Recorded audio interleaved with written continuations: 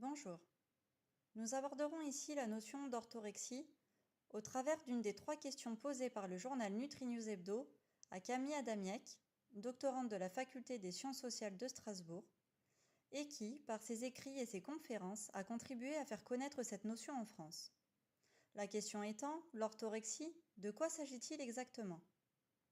Orthorexie signifie littéralement manger droit. Elle est décrite au début des années 2000 par le Dr Bartman comme une obsession ou une fixation pathologique autour de la nourriture saine. L'orthorexique se fixe une éthique alimentaire rigoureuse, composée de règles strictes qu'il s'astreint à respecter quotidiennement. Ces règles concernent entre autres le choix et le rituel d'achat des aliments, leur préparation, leur cuisson. L'orthorexique ne cesse de planifier, sur un terme plus ou moins long, ce qu'il va manger et dans quelles conditions. Il se montre soucieux de diversifier son alimentation lors des 3 repas quotidiens. Par exemple, il ne va pas manger les mêmes sources de protéines ou de glucides.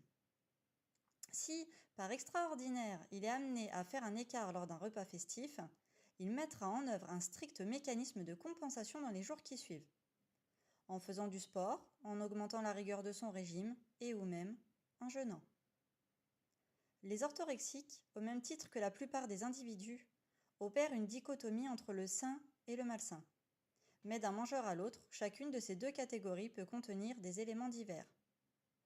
Pour ces personnes, on trouve couramment du côté du malsain tout ce qui est industriel, raffiné, c'est-à-dire tout ce qui a subi des transformations et s'est éloigné du naturel et donc du sain.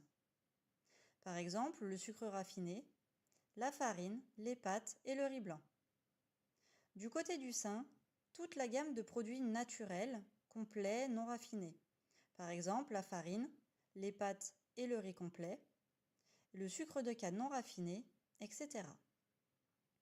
Le bio est ainsi placé du côté du sain, mais ce n'est pas le seul critère pour définir une alimentation saine. L'alimentation de saison, ou celui qui vient de la région, celui qui entretient un lien de proximité entre le producteur et le consommateur, peuvent aussi être valorisés et entrer dans la bonne catégorie. Chaque orthorexique trace ses frontières. L'un bannit tous les additifs, l'autre divise les corps gras entre saturés et non saturés, l'autre ne rejette le sucre que s'il est raffiné, etc. Toutes les nuances et variations sont donc possibles.